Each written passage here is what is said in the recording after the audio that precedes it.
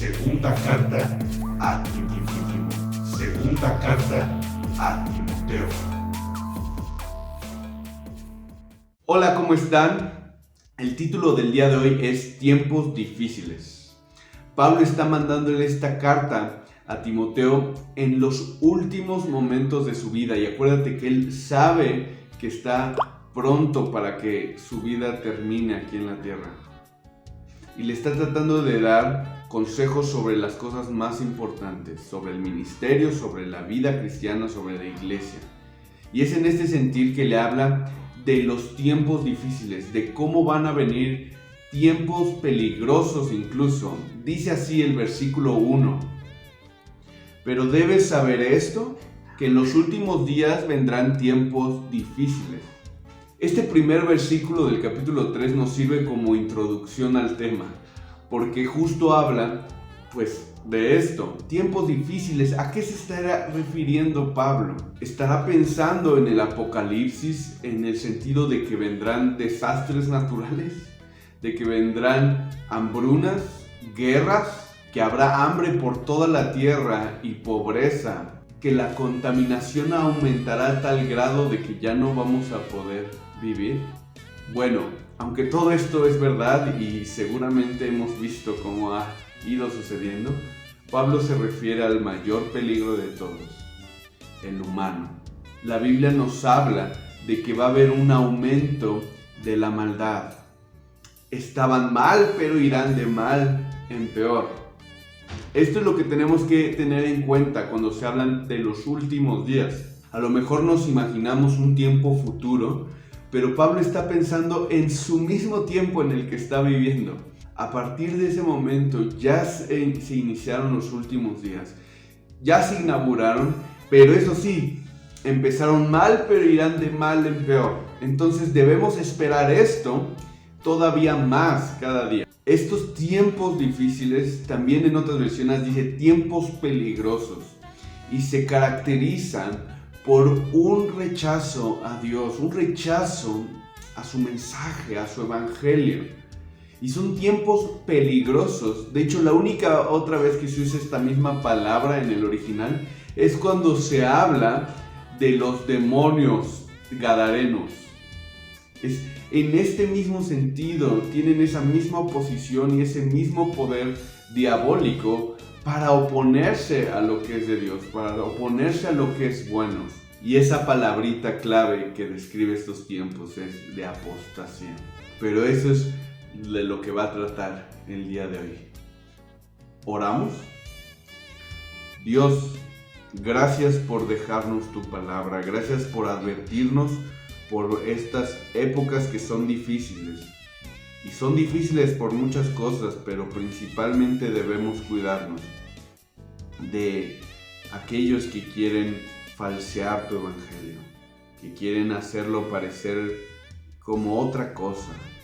Ayúdanos, Señor, a resistir firmes y a nosotros ser fieles a lo que tú has dicho, a lo que tú has llamado para que hagamos, Señor.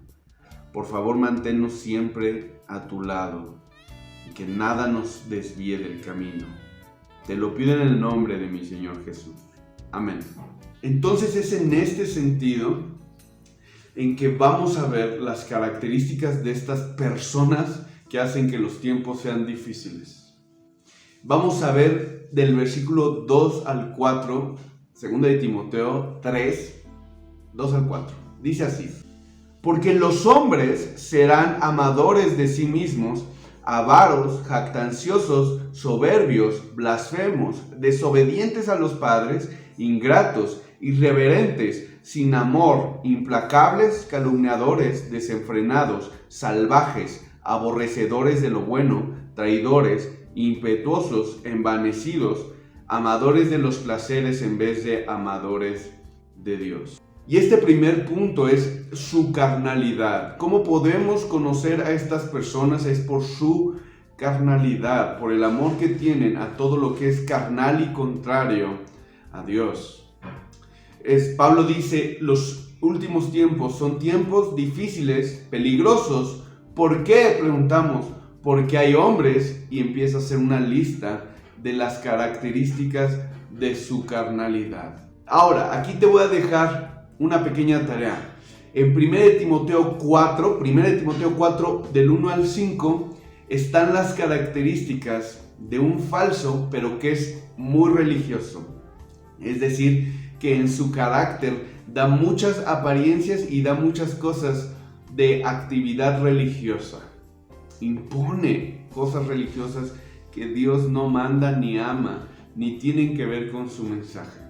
Pero aquí vemos, aunque es muy similar, vemos el otro tipo, que es que en su vida cotidiana está dando siempre muestras y fruto de su carne. ¿Y cuáles son estos frutos? Bueno, vamos a repasarlos rápidamente para no detenernos demasiado. Empieza con el que creo que engloba todos los demás. Estas personas son amadores de sí mismos. Y por eso es que tenemos que tener un poco de cuidado en el énfasis que se hace en el yo.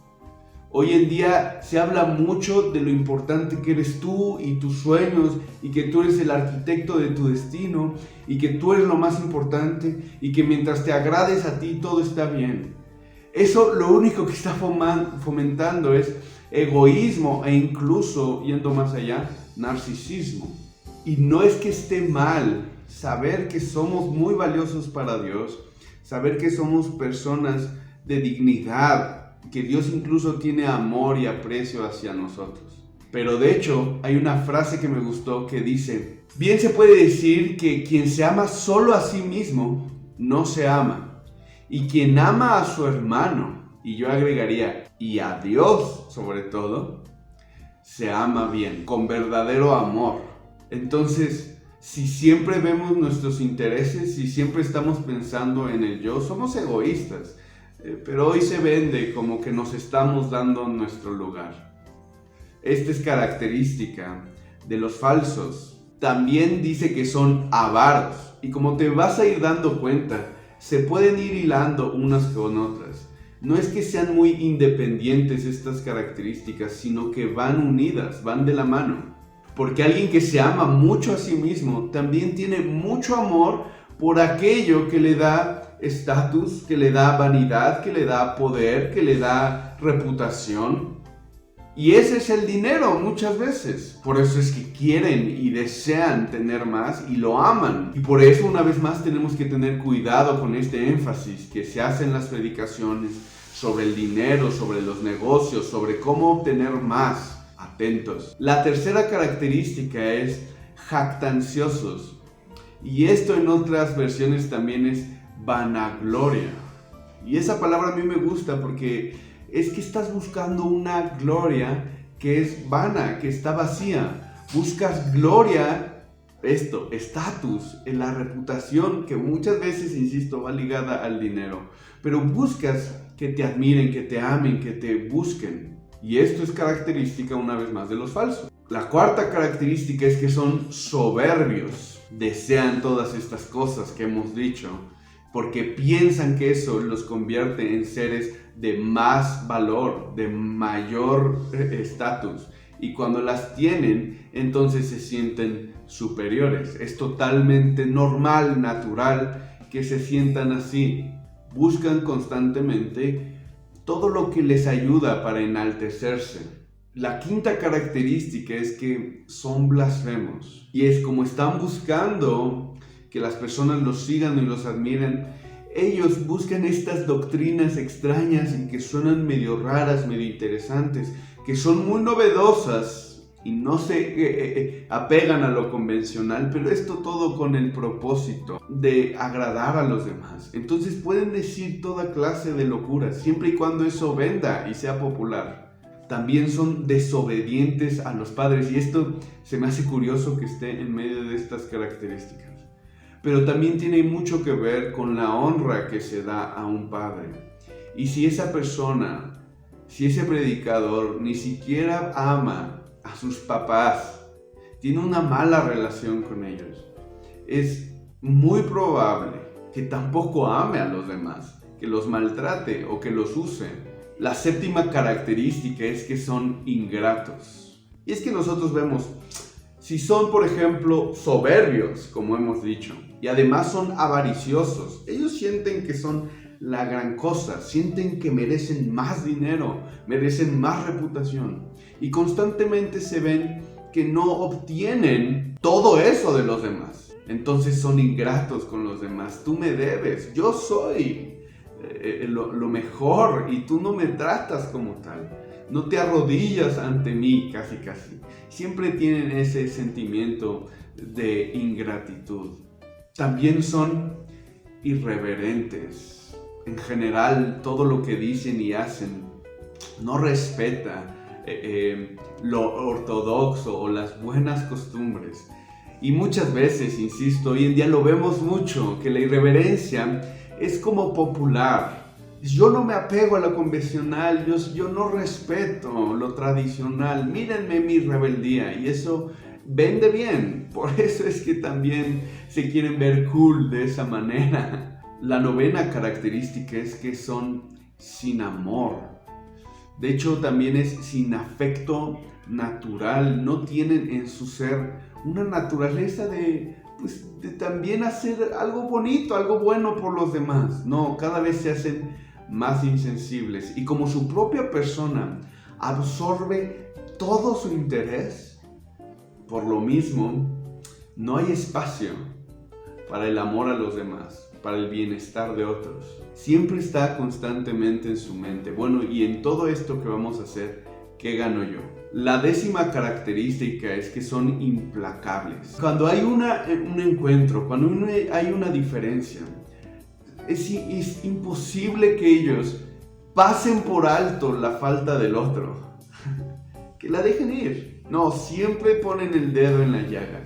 Y si ellos son los que cometen la falta, es imposible que la admiten. Es decir, no hacen nada para aplacar la situación, para que las cosas fluyan, para que la relación esté bien. Poner el empeño en eso les parece imposible. La característica 11 es que son calumniadores. Y el griego de esta palabra te va a sonar.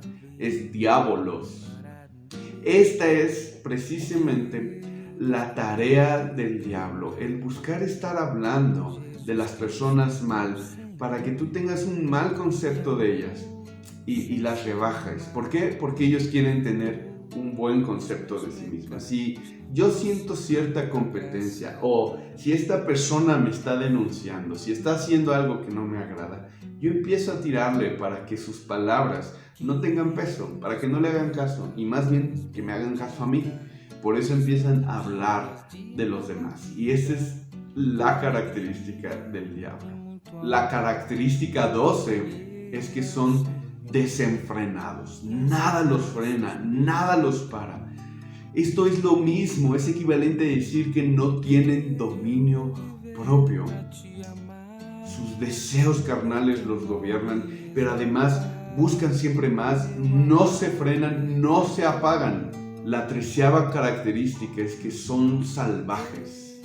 Esta es la palabra que se usa para los animales, pero más aún los animales que no están domesticados, que no los puedes controlar con nada. Simplemente actúan por su instinto y son salvajes, son temibles, destruyen, deshacen con tal de cumplir sus instintos, sus deseos, sus caprichos. La característica 14 es que son aborrecedores de lo bueno, y esto pues se explica bastante. Ahora, no sé si de repente, haciendo un pequeño paréntesis aquí, en alguna de estas características sientes que pues en algún momento has caído en eso, tal vez tú incluso y yo, pero creo que esto nos ayuda a entender la diferencia.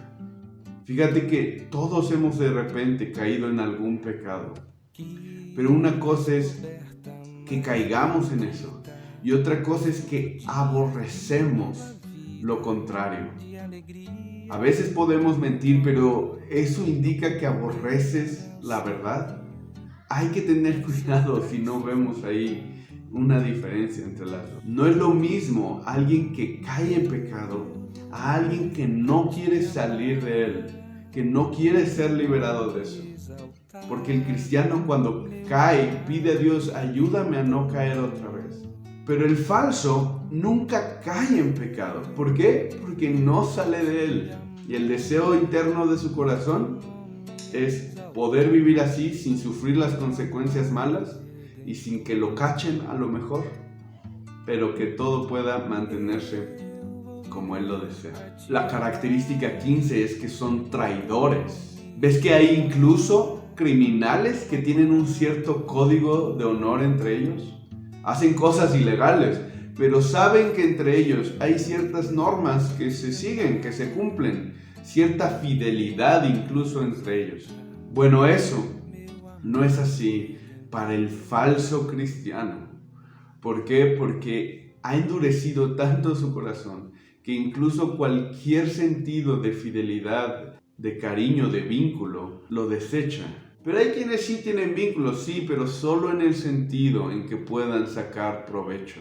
Son entregadores, es como la palabra se podría traducir más literalmente, porque entregan a cualquier persona a cambio de un beneficio. La característica 16 es que son impetuosos, es decir, que no se pueden controlar, que siempre sus impulsos los llevan de un lado para otro, a actuar aleatoriamente y no los puedes, como que no hay estabilidad en ellos, no hay fidelidad. La característica 17 es que están envanecidos.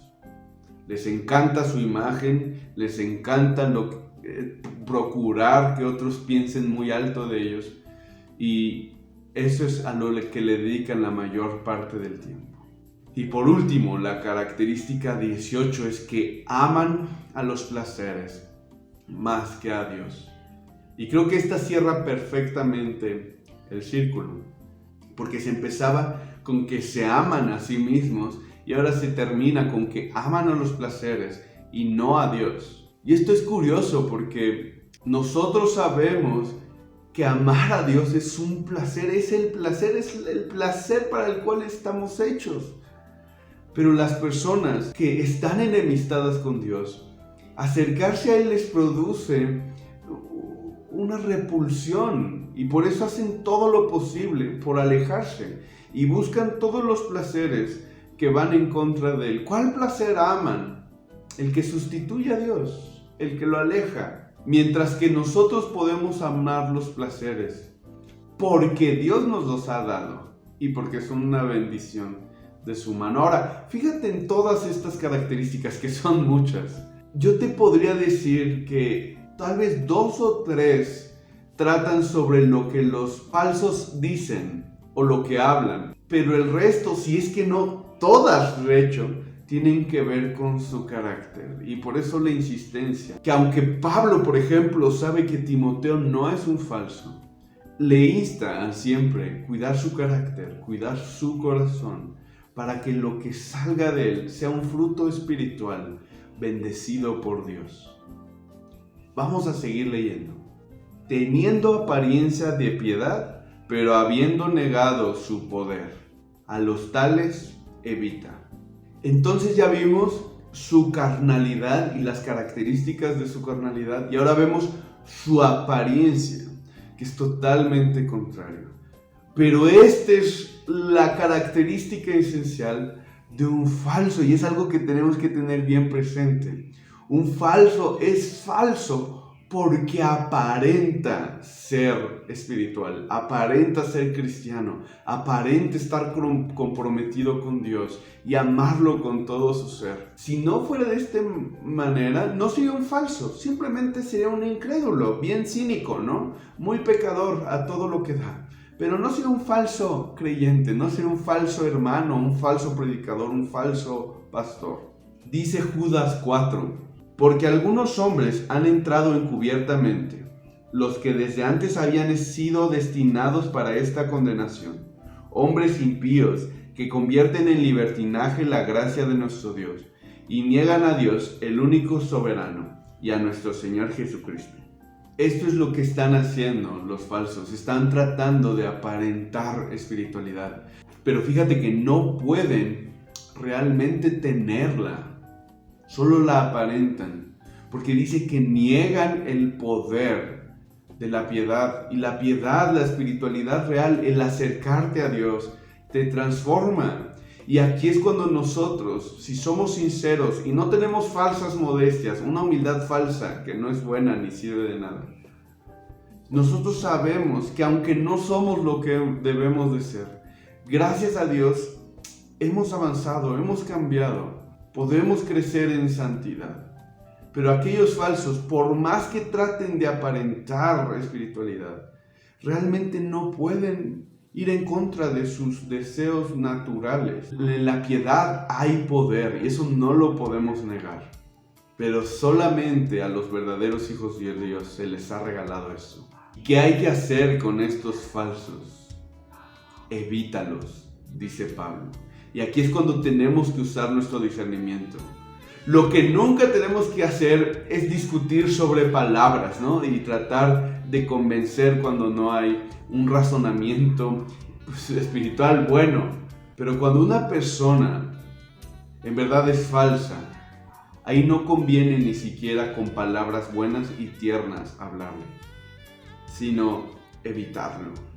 No discutir, no enseñar, no hacer nada que pueda parecer bueno, pero no lo es.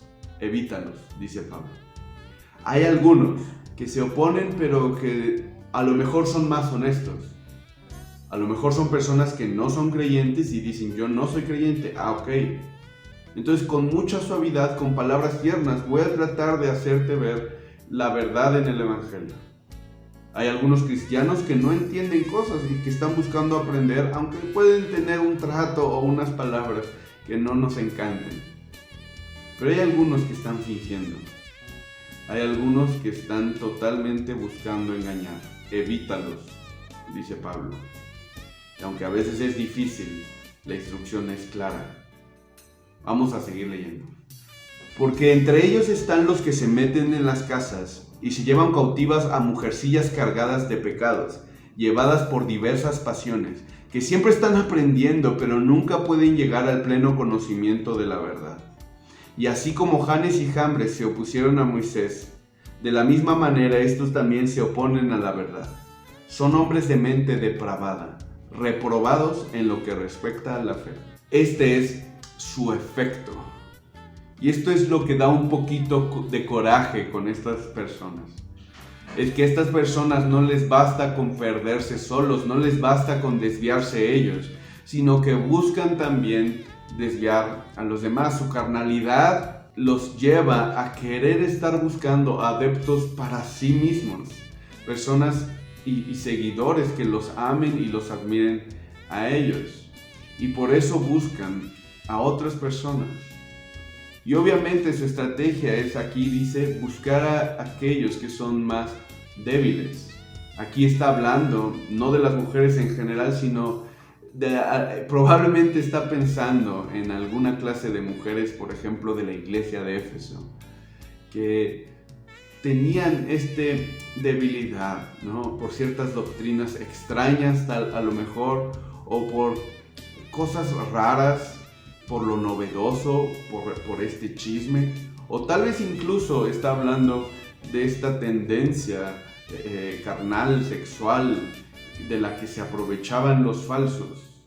Ellos se meten a sus casas y tratan de manipularlas, de llevarlas a su propio provecho y beneficio. Ahora dice, no habla específicamente, pero dice que estas personas están cargadas con pecados. Y yo entiendo de esto, que como tienen una conciencia manchada y culpable y están lejos de Dios, es más fácil manipularlas. Es más fácil llevarlas, ya sea que tengan culpa o endurecerlas de tal manera que puedan seguir sus cosas extrañas. Y por eso es que nosotros debemos tener cuidado y procurar constantemente ir delante de Dios para que nos limpie la conciencia. Fíjate que cuando las ovejas están lejos del pastor, no pueden oír su voz con claridad, por eso son más susceptibles. Y precisamente esto es lo que se aprovechan los falsos. Procuran hacerlo en secreto, apartados de la manada. Procuran hacerlo con esa maña, con esa astucia. Es apartando a la oveja que a lo mejor tiene más culpa en su corazón o aquella que es más nueva y procuran desviarla y llevarla. Ellos actúan así y no están procurando llevar a las personas a la verdad. Por eso Pablo los compara también con Janes y Jambres. ¿Y quiénes son estos? Son los que tradicionalmente son los nombres de aquellos magos, hechiceros que se opusieron a Moisés. ¿Te acuerdas? Cuando Faraón no quiere dejarlos salir de Egipto, habían dos hechiceros que hacían una especie de trucos de magia. Pero a mí siempre me llamó la atención porque cuando Moisés demuestra que Dios tiene el poder, por ejemplo, para convertir su vara en serpiente, los hechiceros dicen, pues nosotros podemos hacer lo mismo. Ahora, puede que fuera una ilusión o puede que sí tuvieran un poder ahí diabólico, pero más allá de eso, ¿qué prueba esto? ¿Qué estás diciendo con lo que haces? ¿Qué estás diciendo? No estás negando el poder de Dios, por lo menos.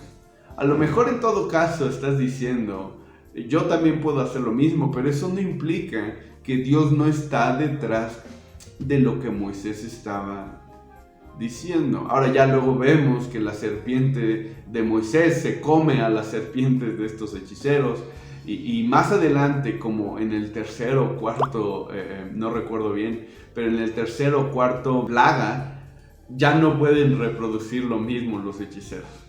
Y al final de cuentas solo sirvieron para endurecer el corazón de Faraón, para que él dijera, mis hechiceros pueden hacer lo mismo, y que no pudieran llegar a entender y conocer la verdad. No hay nadie poderoso como Dios, y la verdad es la verdad de Dios. El punto que nosotros debemos procurar es saber que los falsos no quieren conocer la verdad, pero mucho menos quieren darla a conocer. Y nosotros debemos de caracterizarnos por precisamente eso, por conocer la verdad cada vez más y darla a conocer. Vamos a seguir leyendo. Pero no progresarán más, pues su insensatez será manifiesta a todos, como también sucedió con la de aquellos dos. Y este último punto es su fin. Y a lo mejor estando tan cargados con todas estas cosas, Timoteo pudo haber pensado, bueno, entonces ¿para qué hago algo? Son personas de verdad malvadas y estos son tiempos peligrosos y ellos abundan. Son muchas las personas que quieren esto. ¿Qué hago? Pablo le dice, ve su fin y ten esperanza. Tienes que saber que al final no vencerán. Tienen un tiempo, pero es limitado. Tienen un poder, pero no todo el poder. La influencia que ejercen no durará para siempre y no es sobre todos. Su tiempo está contado. Y además, todo lo que hacen y todas sus intenciones en algún momento saldrán a la luz. Dice Lucas 8:17, porque nada hay oculto que no haya de ser manifestado, ni escondido que no haya de ser conocido y de salir a la luz. Ellos piensan que están ganando mucho y a veces parecían vencer incluso a aquellos que son honestos, que fallan pero están delante de Dios con amor y con sinceridad. Están ganando, pensarán algunos. Llegará un momento en que se dará a conocer, tarde o temprano, se sabrán sus verdaderas intenciones. Y lo último es, igual que Janes y Jambres, ellos serán condenados. Dios ejercerá un juicio. De hecho, dice Paul Washer, en el día del juicio no deben de temer por aquellos ateos acérrimos, por aquellos que están abiertamente en contra de Dios y predicando en contra del cristianismo. Deben de temer por los pastores, por los predicadores que se han adjudicado hablar en nombre de Dios, pero han blasfemado y han manchado el nombre de Dios. Y eso nos debe de causar incluso compasión. Espero que esto se nos quede en el corazón para poder tener esta idea de cómo combatir a los falsos, de cómo permanecer en la verdad, y que Dios nos ayude para ser siempre fieles a Él. Nos estamos viendo en el próximo video.